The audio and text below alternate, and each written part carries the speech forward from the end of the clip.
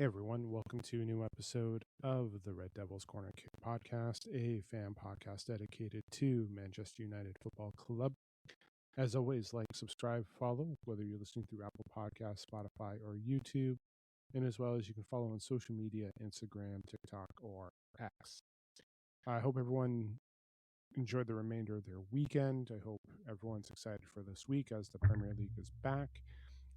It is my prediction episode today. So I am going to talk about my predictions, what I want from the season as well. Will I be discussing about Michael Carrick if he's going to be continuing on with the manager later on in the season? I will be talking about transfers as well. Listen, it's great to see everyone now coming together and realizing what's been going on instead of saying, "Hey, Ineos has been doing good things, managing the money and all that stuff." But realistically, things need to improve, and we're in the final 2 weeks. 2 weeks today. September 1st is when the transfer window ends. So we're kind of in a pickle, to say the least. There is talks of potentially not even going for any more transfers. They're going to see how things are going. Mason Mount news is that the injury may be a little bit worse from what I've been seeing. I've just been seeing potential. It doesn't sound like he's going to be ready for this weekend because he didn't show up for training today, I believe. He could just be a precaution, but it doesn't sound like from what it is, a lot of people are fearing for the worst when it comes to Mason Mount, and rightly so. He has not been able to stay healthy. He missed the Leeds game. He didn't play on Saturday against AC Milan. So you're hoping that he's back for this week. If not, that's concerning. That's proven the point that everyone was concerned with, that he can't stay healthy. Side note, before I forgot to do this as well. Thank you to all the new followers on social media and to those who have subscribed to the YouTube channel. Thank you very much for the support. Thank you for the likes and the follows. Thank you very much for everything, the comments. Greatly do appreciate it as we grow the channel. So wanted to put that in there as well. So thank you very much. Thank you to all those who have viewed the videos as well. Continue to subscribe, continue to view, share, comment, feedback as well. So, but no, we are in a unique scenario here. We are not prepared for the season. This transfer window kind of goes into what's going on with my prediction. There are talks about Carlos Baleba, who is, I believe, still hurt. They're still looking at it, and the price has dropped for him. There's the talks of Bruno, who is apparently rumored to have rejected the new contract from Ineos. Galatasaray has stepped in. Please remember that he has a $65 million euro release clause to any non Premier League teams or outside the Premier League. So it could be that we may see Bruno on the move because they're willing to double his salary. They're willing to pay at least, I think the earliest I've seen is about £48 million for him, or 43 million, 43 million pounds, I believe. Let me just double check this. So Galatasaray, obviously Manchester United made the move, but let's just see here. I'm just going to see if they have the updated salary.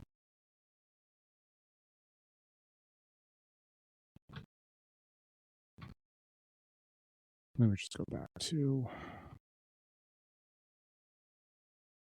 Bruno. So I was checking up on news with Bruno. $43 million pound. Yeah, £43 million bid, which is rumored. That is due to the Daily Express. So, yeah, there's something here with the Daily Mirror as well. I'll put that out there when I get a chance. But again, it's a unique situation, to say the least. And we were here again over a year ago. So Bruno is definitely looking for a new contract. Bruno is looking to stay, but we're in the scenario again. Bruno there's talks that a rumor is that he turned down $500,000 a week salary. Apparently, that's some of the rumors I'm hearing. Whether that's true or not, listen, like this is where I think people need to start realizing how much of a joke this board in Ineos is. They want to work on the wage bill, and then you're hearing rumors that $500,000 is there and that they want to keep them. The spin is that they like the Galatasaray thing has to be a spin. In my mind, it is.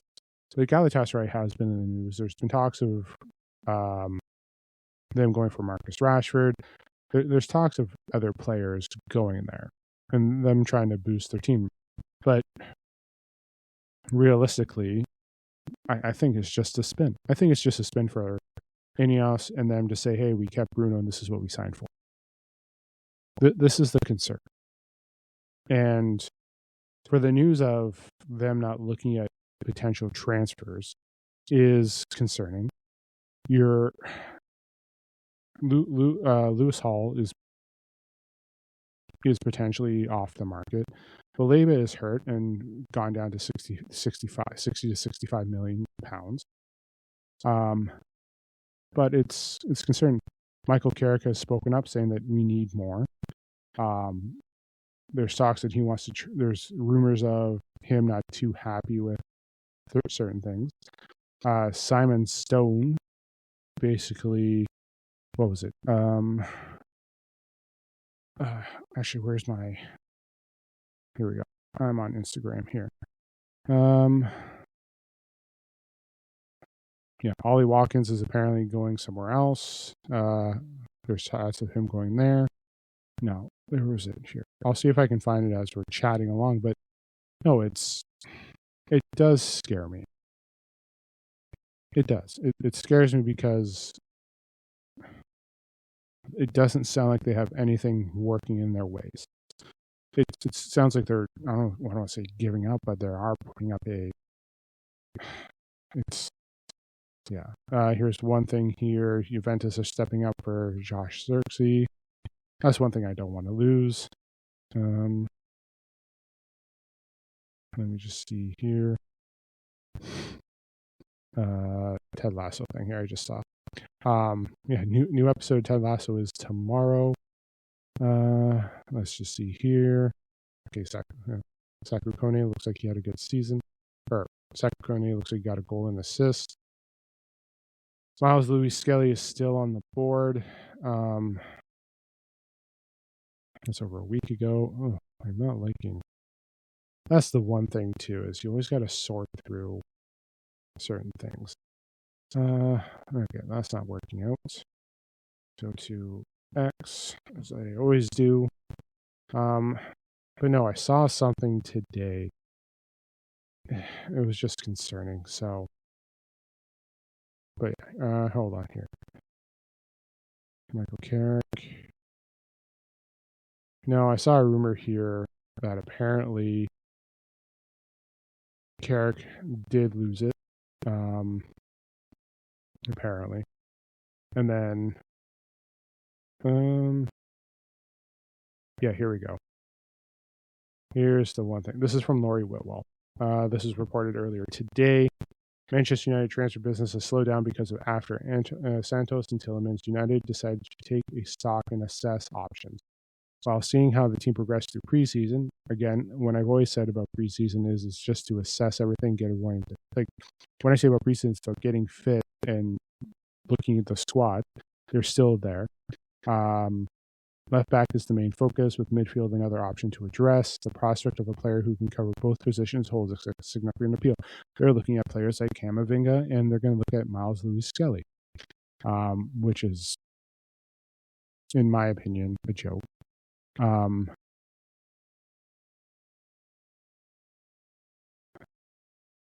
Domestic competition, third. No, I don't care about that.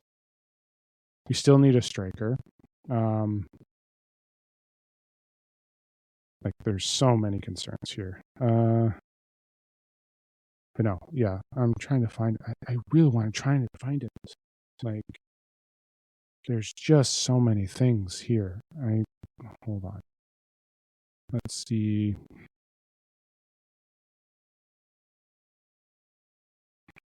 think I saw on Center Devils here. There we go.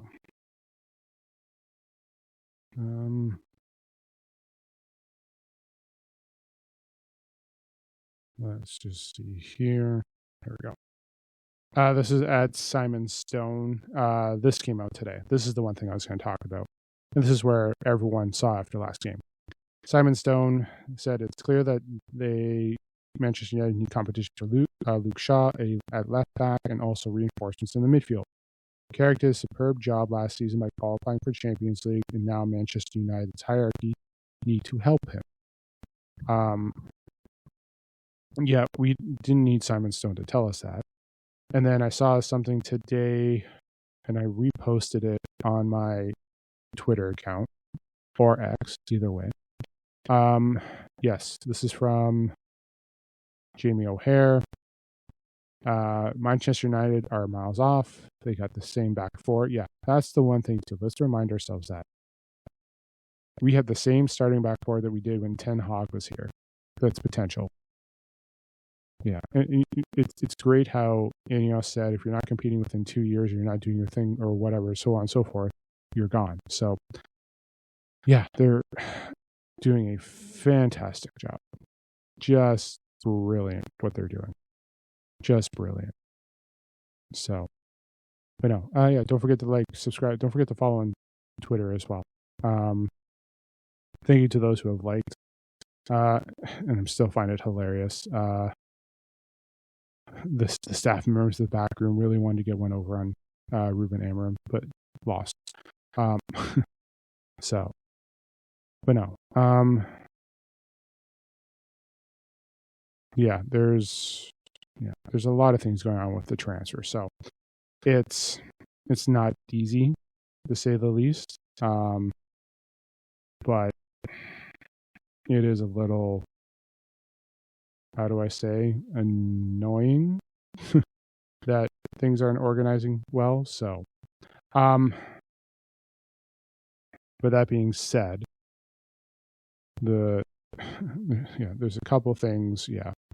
That being said, let's talk about my predictions episode. That's the one thing I want to talk about. That's mostly for today, was the predictions episode. So yeah, let's talk about where I think Man United are going to be this season. Okay. It's interesting to see how everything's going to go. No, realistically, why doesn't it sound like my headphones are properly working? It's just weird. Usually I can hear my sounds, but right now, I don't know. Muted my microphone there for a second. Hold on. I'm just going to try one more thing. There it is. The sound came through. Just had to do a test. Okay. So we kick off Saturday against Hull City. I will be doing my preview match on Thursday, obviously, as we get ready for opening day in the Premier League. Well, for us on Saturday. Women's do kick off on September the 4th against Lionesses, but we're kicking off Saturday against Hull. So, listen, it is interesting to see how everything goes forward. It does. Just because it's hard to predict how everything's going to work out that day or this season. Sorry, I'm just looking through here, just going over my details and all that. So, it's concerning for some of the following. Because one, the transfer window hasn't completed. We haven't made the new additions yet. So does that hinder my position where I think Man United how are they going to do? Do I think we're going to be back in Champions League? Do I think we're going to win any trophies? Listen, anything can happen in a season. For all we know, we win the season. Just hypothetically, humor me for a moment. But hypothetically, we could potentially win the season. We could. I think anything could happen.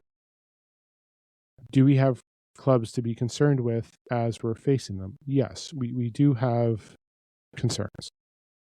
We do. We don't have proper depth. They believe that having Mason Mount there is an additional part. Nothing against Mason Mount. We haven't gotten a suitable left back to help with Luke Shaw. We don't have another striker. We brought back players like Marcus Rashford. So there is concerns. And we have, like, as much as the dollar value we haven't spent, yes, we've brought in players. But we brought in players just to replace Ugarte and Casemiro. We still needed 2 more to bring in, just as for depth. So we're short. Ugarte isn't back till next year. Casemiro's gone forever. It's either they're relying on the Fletcher brothers and Toby Collier as reservists. They're definitely putting pressure on there for Manu. Or not Manu, Mount. So we have that there. Listen, the squad, has it improved? No, because as much as the mid we've had additions, we're just replacing. Realistically, we lost Ugarte, which we couldn't solve, and I just mentioned Casemiro. So overall, it's equal to that squad that we had last year. Don't get me wrong, nothing wrong with Marcus Rashford. It's great to have him back, but there is going to be some concern about having him here, about whether or not he can be the Marcus Rashford that we need, or the Marcus Rashford that played well at Barcelona. They want possession base. They want, like, Carrick wants some possession base, controlling the ball, not relying on transition or counters. Excuse me. This is where we're going to see them. This season is where we have to see Michael Carrick as not the caretaker anymore, but as the coach. This is where he's going to be. This is what we have to see. We have to see consistency. We have to see proper rotation. We can't see favoritism.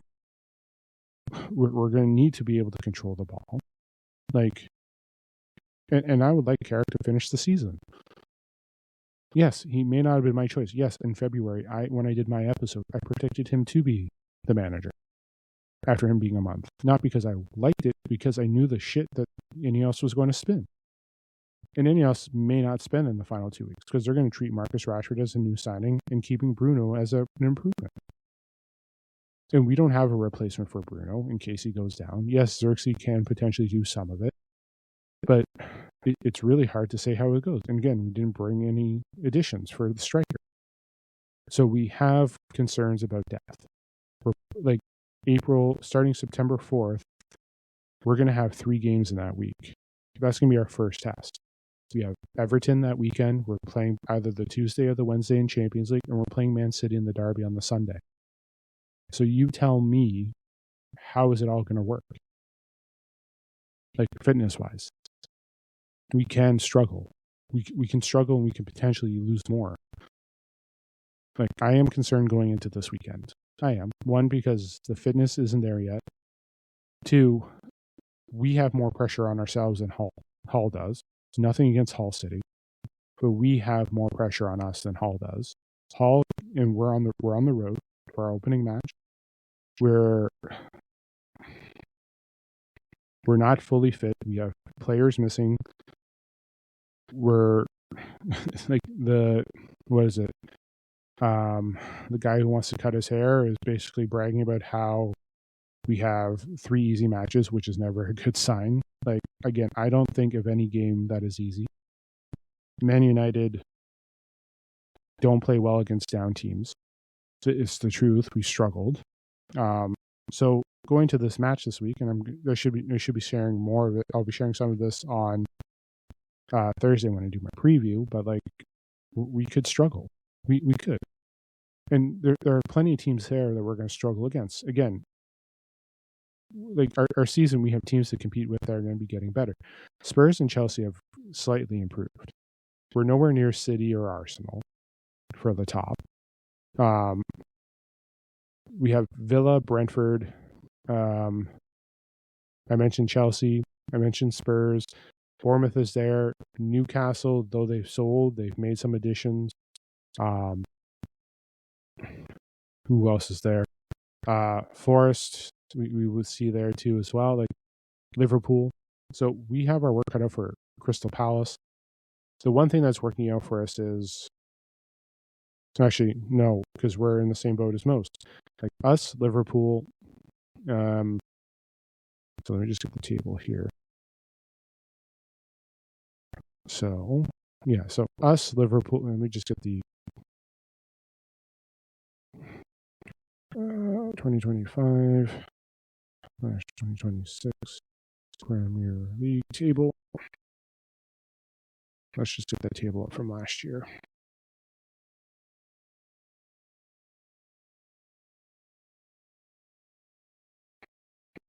Just so I look at from last season so I can use as a reference for this. Let me just click everything because they want me to sign up for this, sign up for that. Okay. So last season, going into it. Here. Okay. So Arsenal, City, us, Villa, Liverpool, Bournemouth, Brighton, Brentford, Chelsea. That was your top 10. Fulham was there. Newcastle obviously finished on the outside. Spurs, who have added additions to a midfield that we want. So, and then you had the new additions of Coventry, Hull, and Ipswich, who are back. Ipswich, who we struggled with when they were up here last. Coventry, if you remember that lovely FA Cup semifinal, just by a toenail, if you know what I'm referencing to. So we do have our concerns here. Bournemouth is a good squad. Arsenal City we're not touching. Listen, anything can go. Not only that, us competing in Europe will put a drain on it. Not having the proper depth and rotation will hurt us as well. Am I saying that we're going to be like what Spurs was last year? It is scary to think of it like that, but it's also, we also have players there who are familiar with it, but we can have our struggles. We can. Where do you think I'm going to, like, we are. Like, not every game is easy. Everyone thinks that the first 3 matches should be 9 points. If we drop points in those first 3, that is a concern. Some people may look at the first 5 and be like, oh, 15 is attainable. When I look at the first 5 matches, I would say we need at least 9 points minimum. Or, you know what? 12 points minimum to come out of that. 12 should be the goal. At least get 12 in those first 15 games. But the squad that we have has to be consistent.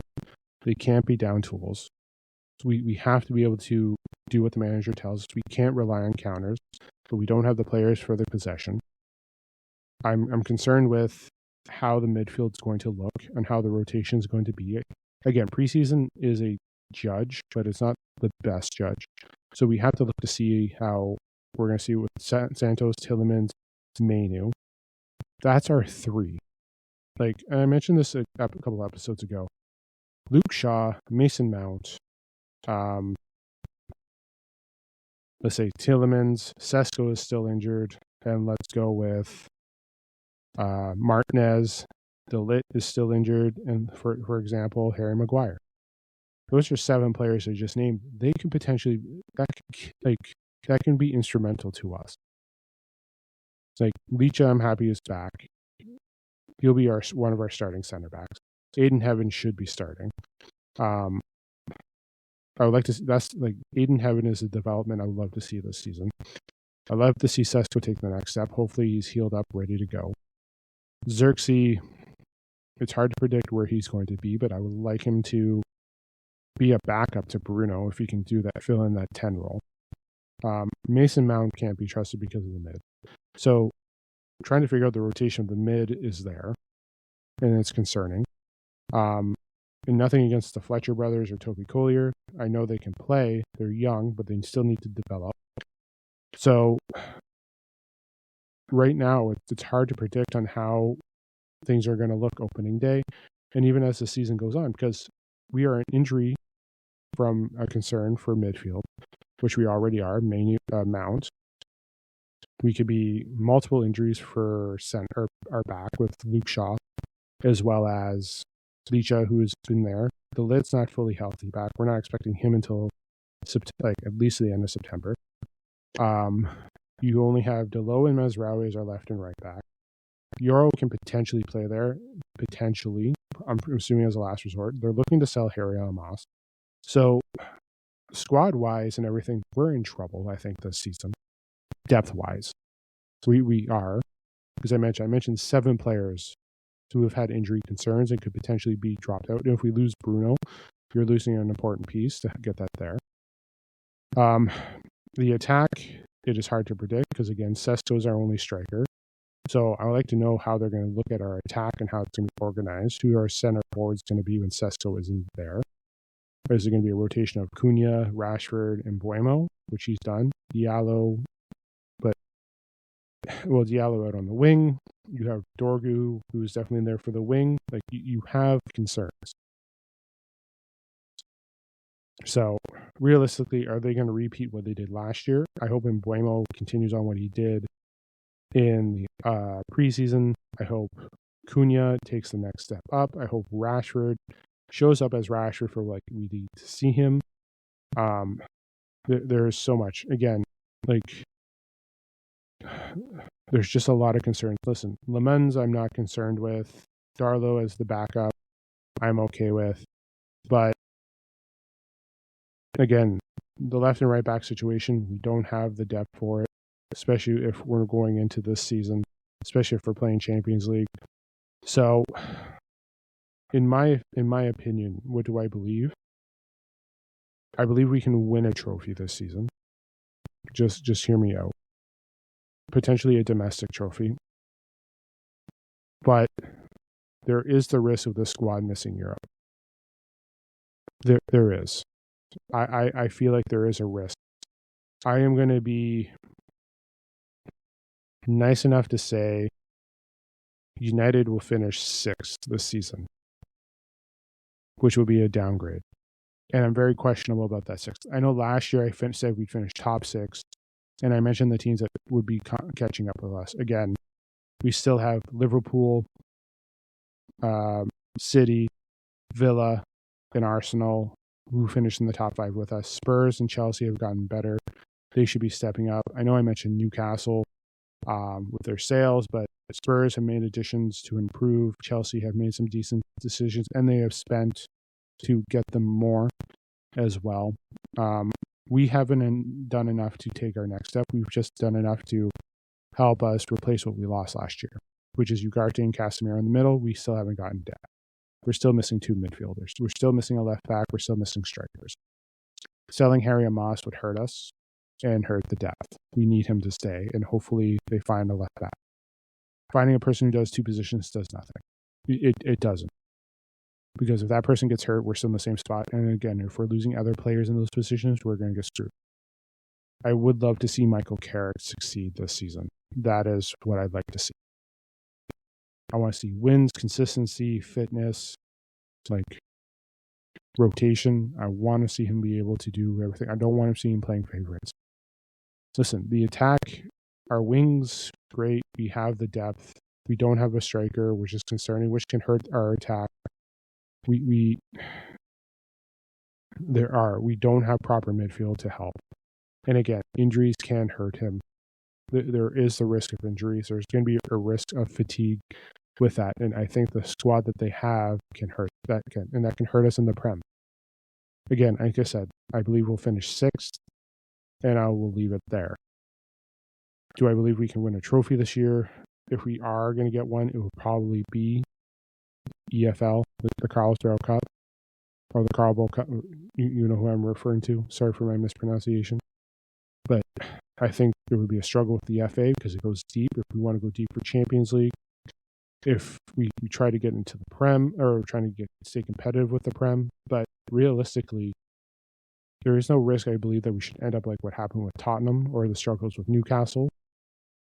But there is the risk that we can lose out on European football, and that's the scary part. And it is with this depth, with this squad, that we have that there. So, but no, 6 is what I believe will finish. I'm not trying to be negative. I hope I'm proven wrong. I hope Michael Carrick is still here. I know if there is trouble, but we have to start off this season with the least minimum 12 points out of those first 5. At least. But my concern is that we may drop points against Hull, Ipswich, and Everton. Those are 3 games that we should be able to handle. 2 of them are on the road. The first 2 are on the road. 1 is at home, the Ipswich game. So we have to step it up. Listen, the first 3 teams that we're facing, they don't have as much pressure as what Manchester United do. And maybe their fan channels are doing the same thing as what I'm talking about. But we have to be able to go out there executing everything. We have to be fit. Because again, we can talk about, they just came back. The preseason does not impact our season. It just helps us get fit and assess the talent that we have. We've assessed it. So far, we've come out and said we saw Santos. Tielemans, again, is just getting fit. So, and he had an injury, so he was just coming back and just getting himself ready. So it's going to take time. Don't get me wrong, fitness will take time, but we are playing opponents that we should be gaining points. We shouldn't be dropping it. So that does concern me for the beginning of the season. And as the season progresses, injuries are a concern, especially with the players I mentioned. I mentioned 7 players that can impact us hard. So as of right now, I have to go with at least 6th place for the squad. I have to. I can't say we're going to be back in Champions League. I'm just striving maybe to say that we're going to be 6th. Again, there's the 5 of us that finished last year. City and Arsenal are untouchable. We may be able to compete with Villa and Liverpool, but Chelsea and Tottenham, I do expect them to be back. Every team has somewhat improved. Fulham can be difficult for us. We have struggled with Everton. Crystal Palace can be good. And we don't know what Ipswich, Coventry, and Hull can do. And we're facing two newly appointed teams in the league, promoted teams in the league. So we have to be able to control the ball. Like, again, consistency, rotation, health is the main concern. But we have to be able to make sure that we're there. And I think the depth, again, if somehow this depth in the squad can stay healthy, yes, I believe our position from 6 can improve to look more and towards the Champions League. But I'm saying 6 to be nice, and that's the one thing is because right now we don't have the depth. We haven't found positions there. Trying to rely on someone who can play 2 positions is great, but also hurts us as well. Because if they get injured, we're screwed. And same with those players that we met as well. So, listen, I'll leave it there. I will be back on Thursday to do my preview for the match against Hull City. Once again, I'm going with 6 with the squad, and yes, it can be questioning. So, but yeah, there are concerns with this. So I think 6 is justified. Hopefully, all English teams do well that we can secure a Champions League spot from 6, but it is difficult. It is. So, I'll leave it there.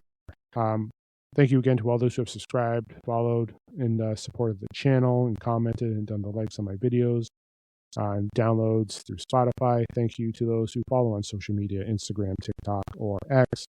And don't forget to like, subscribe, follow, or listen. Make sure you're downloading, listening, subscribing, whether it's through Apple Podcasts, Spotify, and also on YouTube. This episode will be released later as well. So, but no, I will talk to you guys on Thursday. Enjoy the rest of your Tuesday night. Enjoy your Wednesday. And I will talk to you guys on Thursday. This is the Red Devils Corner Kick Podcast. Glory, glory, Man United.